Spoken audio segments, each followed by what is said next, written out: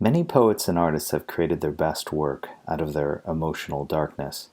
And even if you don't see yourself as an actual artist, you are the artist of your own life. You create your own story and have your own ways of expressing yourself.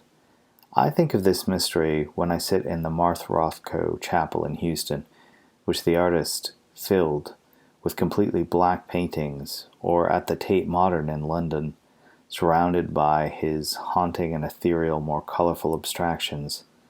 His biographer notes that right after the artist's shock in his mid-60s at having an aneurysm, his confrontation with death would return struggle and emotional depth to his work and produce a real, final artistic advance. A dark night sometimes shocks you back to life and gives you the edge you need to do good work. One sunny spring afternoon when I was visiting London, I sat in the Rothko room and felt the power of his large, subdued but colorful paintings, and I knew that I was in the presence of a man who had really lived. He knew the bright and the dark, and that knowledge, made part of his very being, shone through in his canvases. In return, I could recover a sense of my own darkness and depth, a direct gift from him to me. Some artists and actors disappoint because no matter how good they are technically, they don't have the personal depth required to make real art. And I find that as I try to incorporate the substance of an artist like Rothko or Samuel Beckett, who is my ideal of the honest and visionary artist, I lack their edge and their imaginative muscle. But still, something of their dark force itself ends up subtly in my work. In your darkness, you are in the belly of a whale with nothing to do but be carried along.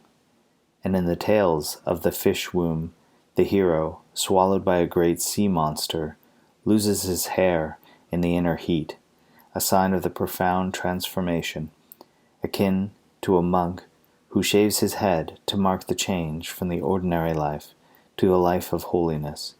Monk and infant, bald, precursors of every man and woman who returns to a state before birth in certain dark nights of the soul.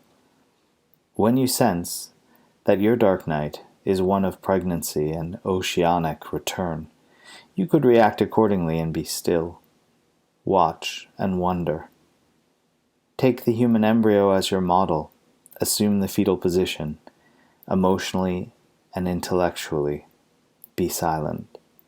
Float in your darkness as if it were the waters of the womb, and give up trying to fight your way or make sense of it. There is something Zen-like in this recommendation. Shienzu Suzuki, in his usual simplicity, taught one-act samadhi. He said, you should limit your activity and be concentrated on what is happening at this moment. In this way, you can express yourself. You are not wandering all over the place, he says. He says, when you bow, bow, and when you sit, sit. I would say, when you are in a night sea journey, be taken. Don't try to have it finished. Don't try to figure it out. Don't try to outsmart it. You wouldn't interfere with the natural birth process, so don't fidget your way into a journey of the soul that will make you more of a person and reveal your destiny. Be in one-act darkness.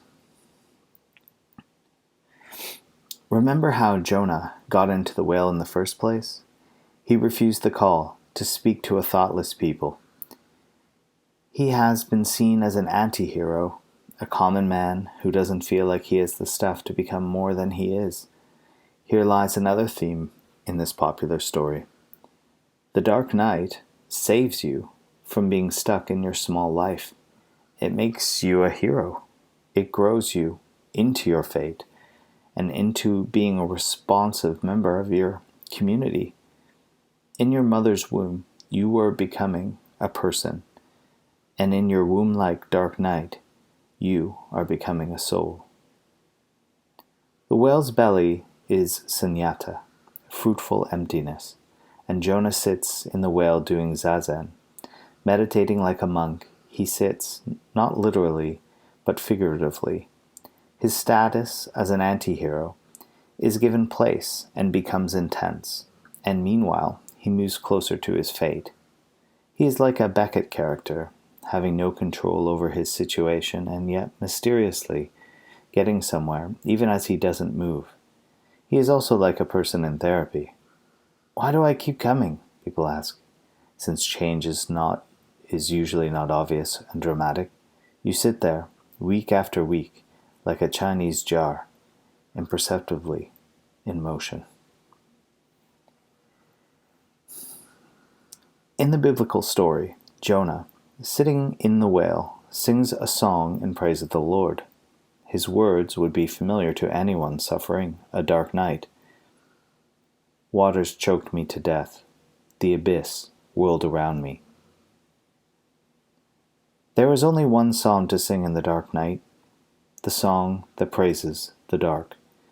This is the song of John of the Cross, who sings. And this is what Martha Rothko put on canvas, and what Anne Sexton, the suburban homemaker turned poet, wrote on paper. The way you speak, the way you live, the way you express yourself, these are all highly significant in dealing with your dark night.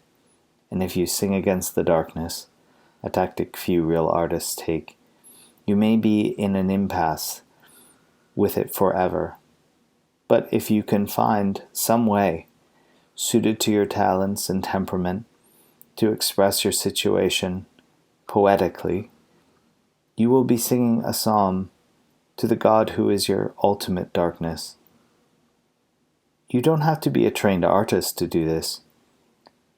From your dark night, you can speak with unusual clarity and passion, from the depth of your feeling instead of some habitual and superficial place.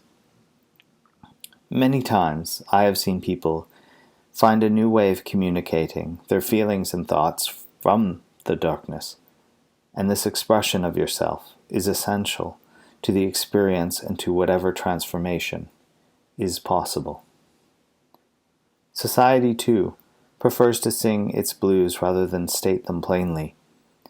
The poignant song gets through to us and charms us, even as it portrays memories of sadness and loss.